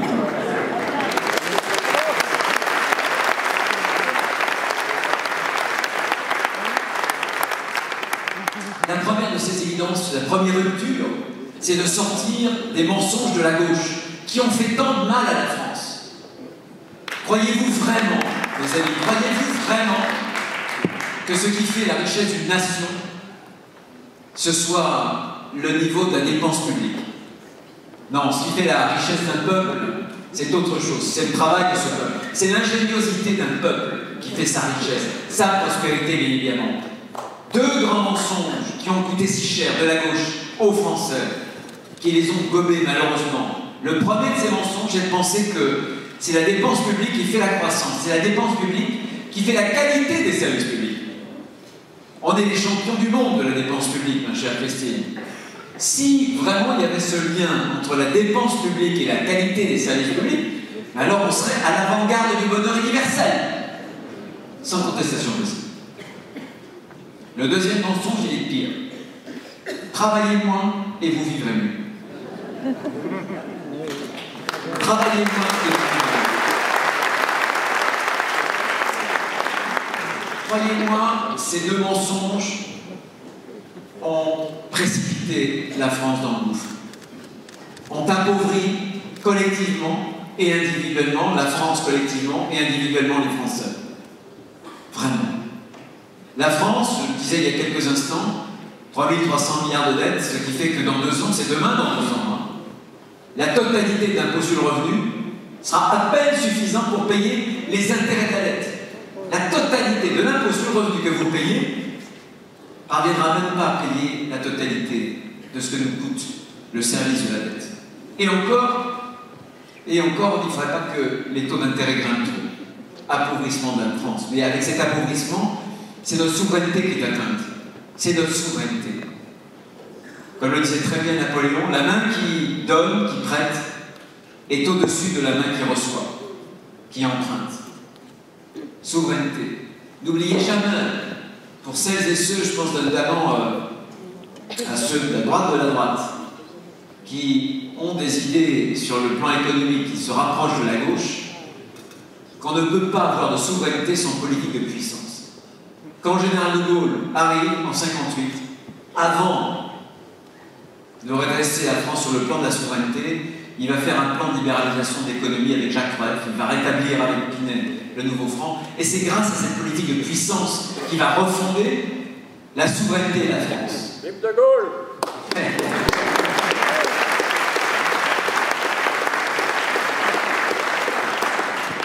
Et appauvrissement des Français, pire encore. Je cite souvent ce chiffre parce qu'il est significatif. En une vingtaine d'années, il y a 20 ans, un Allemand, un Français, même niveau de vie. 20 ans, 25 ans plus tard, la différence, 5 000 €. 5 000 € en faveur, évidemment, de l'Allemand. Au moment où je vous parle, il y a un quart des Français qui, le 16 du mois, se retrouvent dans le rouge. Le 16 du mois. Le 16 du mois. Vous imaginez? Et surtout, une sclicardisation de la société française. En l'espace de 2 ans, vous avez 1 million de Français qui n'étaient pas au SMIC, qui ont été rejoints par le SMIC. Vous travaillez depuis 1 an, 2 ans, 3 ans, 4 ans, 5 ans, et un jour vous vous retournez et vous voyez rejoint par le SMIC. Terrible sentiment de frustration, de déclassement, d'appauvrissement, bien sûr. Alors mes amis, ce n'est certainement pas par la dépense publique, par l'endettement qu'on parviendra à relever la France, mais par le travail. Nous devons porter demain, notre parti doit porter cette valeur de travail. Et pour que l'on puisse le porter,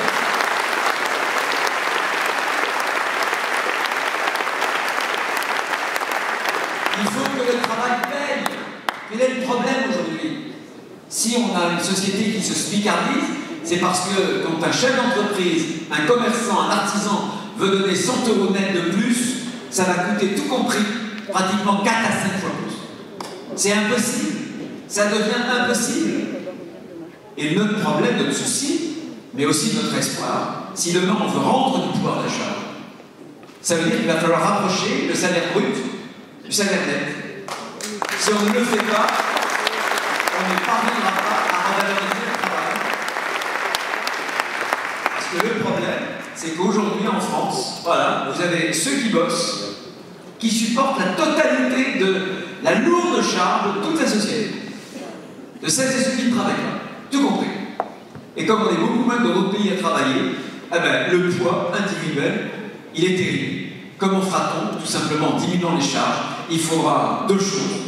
La première, c'est qu'on fasse en sorte que l'État fasse de vraies économies sur son train de vie, et c'est largement possible. Mais non, les agences, le billet d'agence, voilà, ne contrôle plus 60, 70 milliards, 80 milliards de frais de fonctionnement.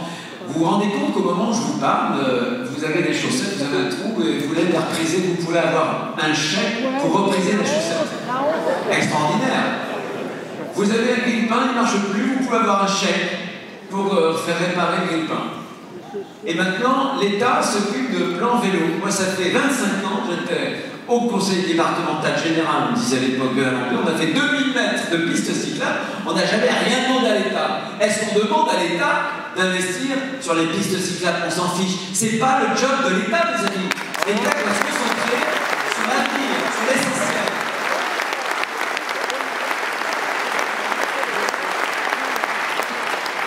On a un problème, c'est que vous avez l'État régalien que je représente et vous avez l'État-providence. Eh bien, l'État régalien, il s'est rétracté au fur et à mesure que l'État-providence se dilatait. L'État régalien, c'est à peu près 5% du PIB. Pardon, 5% de la dépense. Et l'État-providence, c'est plus d'un tiers. Vous avez le problème. Et on tient, quand on est français, on tient à la sécurité sociale. C'est pour moi constitutif de notre identité. Demain, il est hors de question qu'on meure en France parce qu'on n'a pas d'argent pour se soigner. Mais vous croyez vraiment qu'on est dans le meilleur système aujourd'hui? Vous pensez vraiment qu'aujourd'hui, au XXIe siècle, vous croyez vraiment qu'on est égaux devant la mort? Vous avez des relations, vous obtiendrez en quelques semaines votre rendez-vous avec le spécialiste. Vous n'avez pas de relation, il vous faudra attendre un an, plus d'un an, avec ce que ça peut comporter en termes de perte de chance.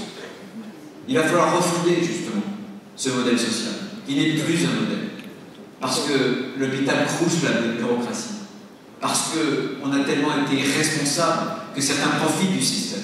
Et si on veut revaloriser le travail, il va falloir instituer, ça fait longtemps que je l'ai proposé, une allocation sociale unique. Vous avez une quinzaine d'aides sociales en France, vous les fusionnez, et vous faites en sorte que vous capez le maximum à 70% du SMIC, pour être bien certain qu'à chaque instant, il y ait au moins 30% d'écart entre le revenu du travail, le SMIC minimum, et le revenu de l'assistance. C'est comme ça qu'on remettra la France à l'endroit.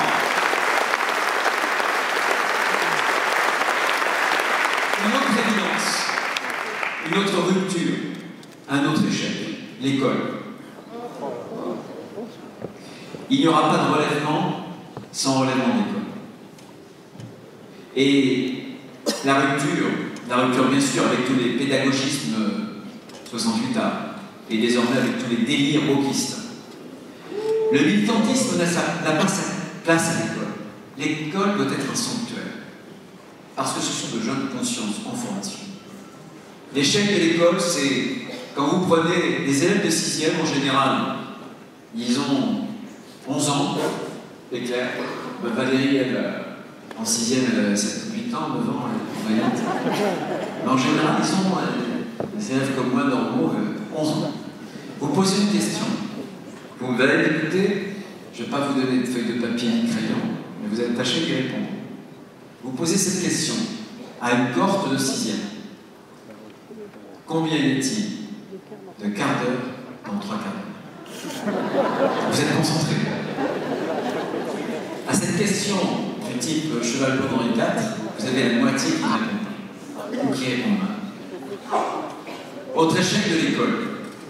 L'école dite républicaine française et de toutes les écoles européennes, l'école où la réussite des enfants, des élèves, dépend le plus de la position sociale et du revenu des parents. Est-ce normal? Est-ce normal que l'on parle de l'école républicaine quand on a une école aussi inégalitaire? Ce sont les 68 arts qui, à force de vouloir imposer l'égalitarisme à l'école, ont tué l'égalité à l'école précisément.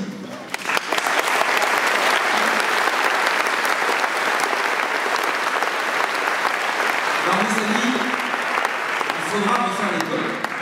Refaire l'école, ça veut dire refaire des savoirs, de vrais savoirs fondamentaux. Refaire l'école, ça veut dire refaire d'abord des maîtres. Des maîtres. Et arrêter avec cet échec de la mastérisation. On a pensé que pour avoir des bons instituteurs, des bons professeurs, il fallait les envoyer à l'université pendant 5 ans. Ridicule. Bien sûr que quand on est professeur d'histoire-géo, il vaut mieux avoir ce savoir d'histoire et géographie. En 3 ans, vous l'avez. Mais la difficulté, c'est pas le savoir. La difficulté, c'est de transmettre le savoir. C'est de maîtriser une classe. C'est la pédagogie. C'est ça le métier de la construction. Bien, nous recréerons ce que nous appelions, nous recréerons des écoles normales, professionnelles, d'alternance, voilà, où après une licence, eh bien, les professeurs, les instituteurs pourront se former devant de vraies classes. Et en supprimant cette idée stupide de l'éducation nationale où on place les plus jeunes devant les classes les plus difficiles, dans les secteurs les plus compliqués. C'est terrible. La sélection à l'université, bien sûr. Mais il faudrait que l'école assume autre chose. Bien sûr, l'école a une mission qui est une mission d'ordre individuel. Transmettre des savoirs, des compétences, évidemment, individuelles, à un élève. Et l'école républicaine a un autre rôle. C'est un creuset. Elle doit faire partager une grammaire commune, la grammaire de nos valeurs. Pourquoi est-ce qu'il y a tant de jeunes en France, notamment celles et ceux qui sont issus de l'immigration, et qui sont parfois sur le chemin d'une sécession? Est-ce leur faute quand on a désigné la France comme une éternelle coupable?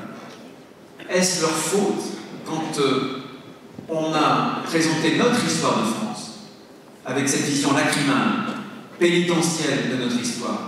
Il faudra que demain, l'école soit celle de la fierté française, qu'elle enseigne bien entendu toute notre histoire.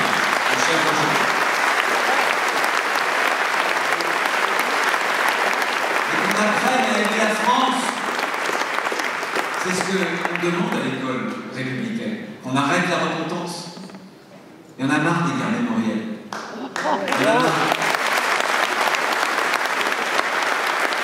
On sait parfaitement que les wokistes, les indigénistes, les décoloniaux essaient de touiller cette espèce de grande marmite, ce bain acide où, avec ce bouillon des guerres mémorielles, on essaie de dissoudre ce sentiment national.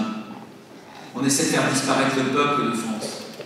On essaie de culpabiliser les Français. La France ne serait aimable que si on la reconnaissait d'abord comme coupable. Eh bien non. La France, nous l'aimons, certes, nous avons connu des heures plus sombres, mais nos heures de gloire, nos pages glorieuses de notre histoire, valent tellement mieux que tout le reste. Et cette France-là, nous la transmettrons aux plus jeunes générations. C'est fondamental.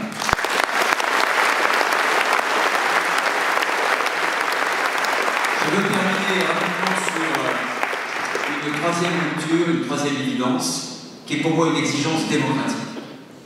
Ça ne sert à rien de briguer le pouvoir, mes amis, sans rien changer. Parce qu'aujourd'hui, les hommes et les femmes politiques sont bien souvent réduits à l'impuissance. C'est ce que j'appelle l'impossibilisme. C'est ce que j'appelle l'impossibilisme. Vous pensez, par exemple, pour prendre un seul exemple, que le droit d'immigration a été voté par les députés, les sénateurs, au fil des ans. Et vous vous trompez. Le droit d'immigration, qui est un des droits les plus compliqués, les plus confus, n'a pas été voté par les représentants du peuple, mais a été progressivement forgés par des jurisprudences, par des juges. Conseil constitutionnel, Conseil d'État, Cour européenne de justice, etc. Pourquoi est-ce qu'on interdit, par exemple, aujourd'hui, d'expulser un Tchétchène qui a commis des crimes en France? Parce que la Cour européenne des droits de l'homme me dit que dans son pays, il pourrait ne pas avoir droit à un procès équitable. Que fait-on? Qui doit-on d'abord protéger? Un individu dangereux, étranger, ou les Français, les sociétés françaises? Où place-t-on le curseur? Eh bien, mes amis, je vous le dis, il n'y aura pas de nouvelle politique en matière d'immigration sans que nous changions la Constitution, sans pouvoir élargir l'article 11 pour que demain les Français puissent voter, choisir la politique migratoire qu'ils souhaitent choisir. C'est pour moi une évidence. Parce qu'il n'y a aucun autre phénomène comme celui-là qui a autant bouleversé la société française sans que jamais les Français n'aient eu à en délibérer. Jamais. Donc c'est les Français qui trancheront. C'est les Français qui devront choisir la politique migratoire. Un autre exemple. La politique pétale des pignons. Est-ce que vous savez pourquoi les narcotrafiquants utilisent désormais des tueurs à gages de plus en plus jeunes? Ils sont désormais 14 ou 15 ans. Parce qu'il y a une forme d'impunité. L'autre jour, j'étais à Nantes et les gendarmes m'ont décrit, ils m'ont remis une fiche d'un jeune, d'un mineur. Il commence ses premiers délits à l'âge de 13 ans. Et on va l'emmener jusqu'à 17 ans. 89 victimes. 89 victimes. 141 infractions. Et évidemment, il commence petit et il termine très mal. Parce qu'il y a des sentiments de puissance. Parce qu'il n'y a pas de cadre. Parce qu'il n'y a pas de sanction. Parce qu'en France, on vit avec cette idée qu'il faut éviter la sanction, que la sanction, finalement, ce n'est pas la prévention. Et qu'il faut surtout éviter la prison. Auquel cas, ce que nous faisons, c'est qu'on massacre des jeunes filles. On les massacre en les enfermant dans des parcours de délinquance, où je le disais, on commence par voler un œuf, et puis on monte en gamme. On monte en gamme. Vous vous souvenez, le jeune Elias, ce jeune assassin, qui commence par des vols avec l'extorsion, etc., etc. Et lui aussi, jusqu'au crime de sang. Il faudra revoir tout cela, cette politique qui nous mène dans le mur. On a une hyper-violence des jeunes, de plus en plus jeunes aujourd'hui. Il faudra faire comme font les Pays-Bas, des courtes peines de prison, 1 semaine, 2 semaines, dès les premiers délits graves, en prison, pas des prisons où on enferme les trafiquants ou les terroristes, des prisons plus légères, qui coûteront moins cher en plus. Il y aura une butée, la société dira stop, stop. Et c'est là que la sanction devient aussi éducative, est une pédagogie, devient de la prévention. Mais si on ne fait pas cela, on va ensauvager les jeunes générations et vous verrez qu'on se prépare à un avenir qui est terrible. Mais aujourd'hui, on l'a vu en Allemagne, on l'a vu aussi aux Pays-Bas, en quelques années, vous pouvez changer les choses. Et nous les changerons, mes amis. À la condition de mettre à terre ces impossibilismes et de reprendre le contrôle démocratique de notre nation.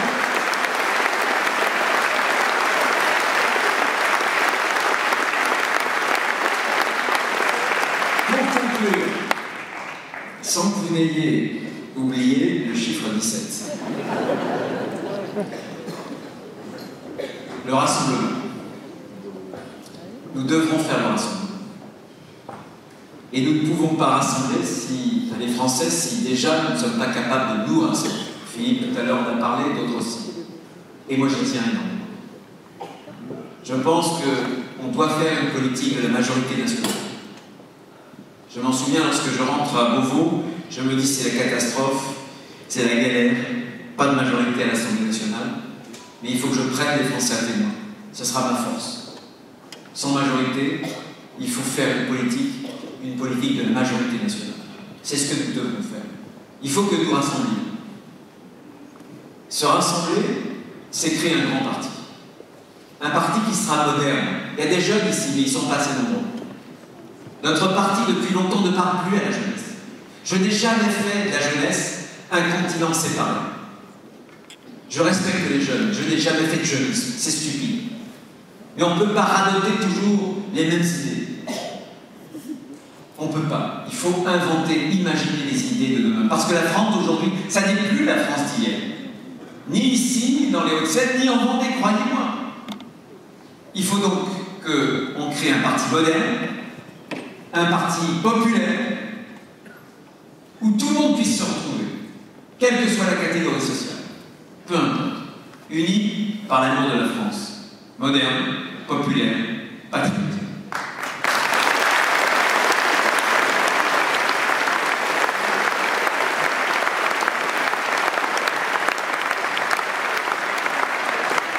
Se rassembler. Alors évidemment, dans un premier temps, ça passe par une compétition interne, avec le risque des déchirures. Et notre famille politique en a connu des déchirures. Et ça nous a beaucoup coûté. On porte les uns et les autres un certain nombre de ces cicatrices qui se sont refermées au fil du temps. Cette compétition interne, je la veux loyale. Je ne me présente contre personne. Jamais vous n'entendrez sortir de mes lèvres la moindre attaque. Jamais. À aucun moment.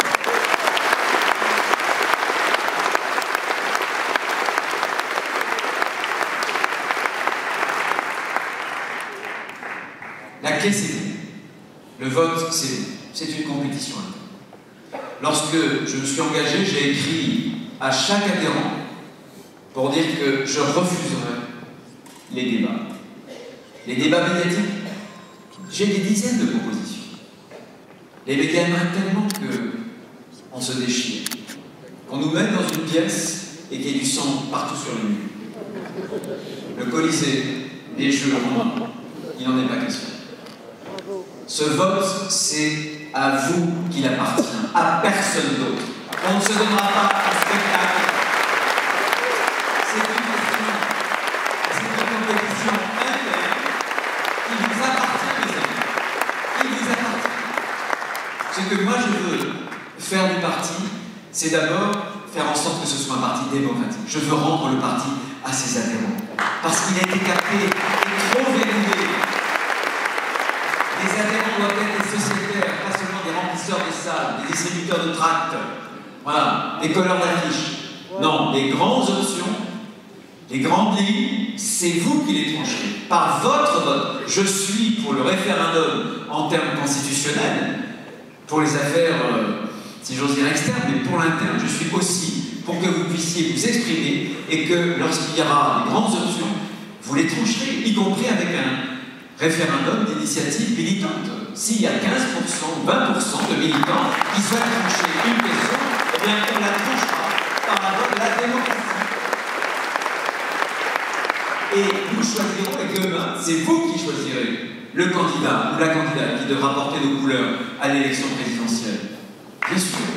Par votre vote à vous, pas par quelques chapeaux à plumes. Personne ne veut plus de primaire extérieure. Mais c'est vous qui déciderez de notre champion ou de notre championne. Et personne. Et ça, je tiens. Rendre le parti aux adhérents, donner un projet à la France. Parce que cette obsession présidentielle a fait beaucoup de mal à notre famille politique. On ne gagnera pas les élections présidentielles si avant on ne travaille pas. Si on ne propose pas aux Français des idées nouvelles, comme je vous le disais. Un projet de société qui soit imaginatif, qui corresponde à la France aujourd'hui. Et ce projet-là, nous devons nous y atteler dès demain, dès le lendemain du 17 mai, bien entendu. C'est ce que nous devons, nous, à la France. Voilà, mes amis, ce que nous ferons, ce que je veux faire avec vous. Un grand parti moderne, populaire, patriote.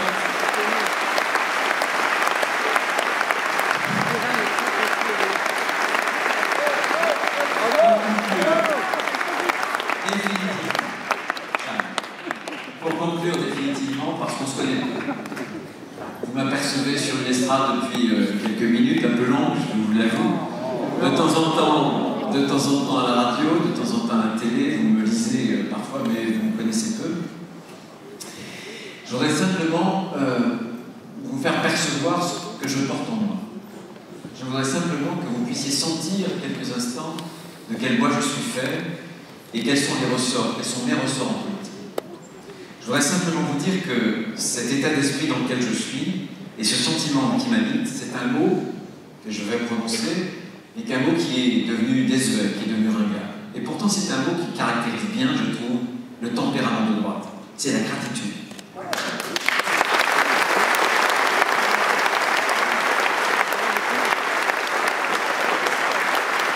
C'est la gratitude.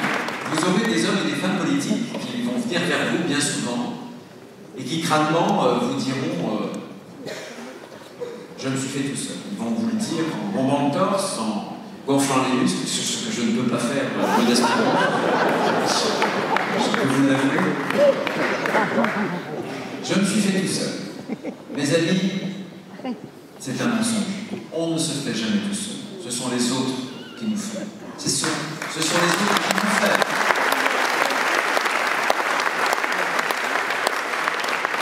Les autres, ce sont les miens. Les miens, c'est ma famille biologique, bien sûr. Les miens, c'est ma communauté politique, régionale vendéenne. Ils m'ont vu grandir. Ils savent qui je suis. Ils connaissent mes qualités, mes échecs, mes défauts, mes succès. On ne trompe pas, on ne triche pas quand on est connu, quand on grandit dans une communauté humaine. Pendant tout mon parcours politique. Les miens, c'est aussi vous, ma famille politique. Si aujourd'hui je suis ministre de l'Intérieur, c'est parce qu'il y a des militants qui ont tenu, c'est parce qu'il y avait une famille politique et que collectivement on a décidé d'entrer au gouvernement. Et je voulais vous en remercier. C'est aussi grâce à vous.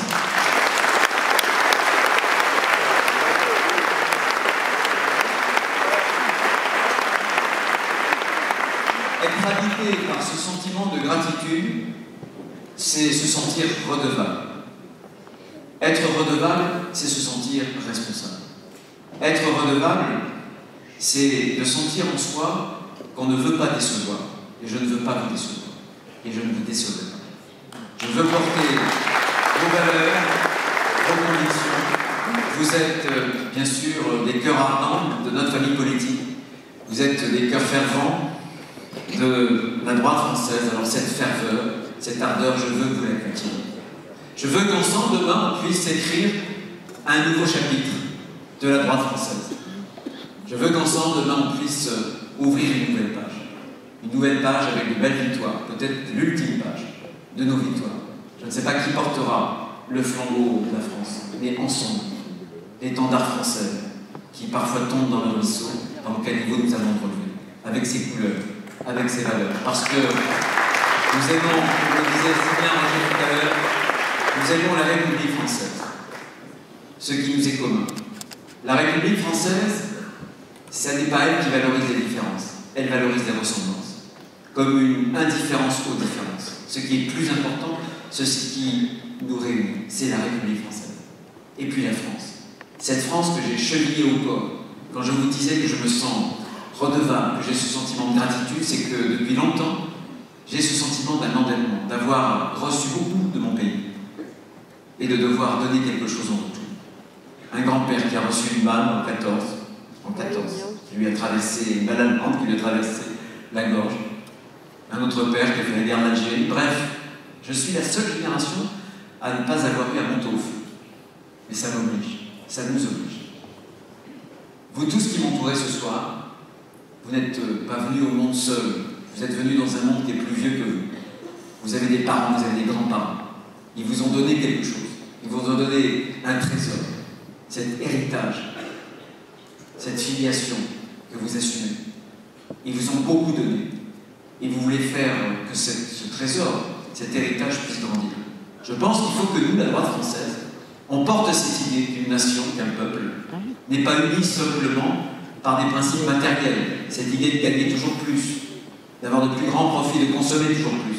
La droite française doit porter cette idée que ce qui unit d'abord un peuple, ce sont des principes immatériels, spirituels, pas au sens religieux, mais immatériels. Des valeurs. C'est ce que nous voulons partager. Bravo. La République, la France, cette France que nous aimons tant, que nous avons ensemble chevillée au cœur, cette France qui est une sorte de miracle dans l'histoire des hommes et des femmes. Cette France qui était capable d'opérer cette alliance si improbable entre ce qu'il y a de plus singulier, de plus particulier dans chaque homme et dans chaque femme, avec ce qu'il y a de plus universel dans tous les hommes et dans toutes les femmes, c'est la France, c'est la République, c'est la France que nous servons, c'est la France que nous aimons. Alors vive la République et vive la France!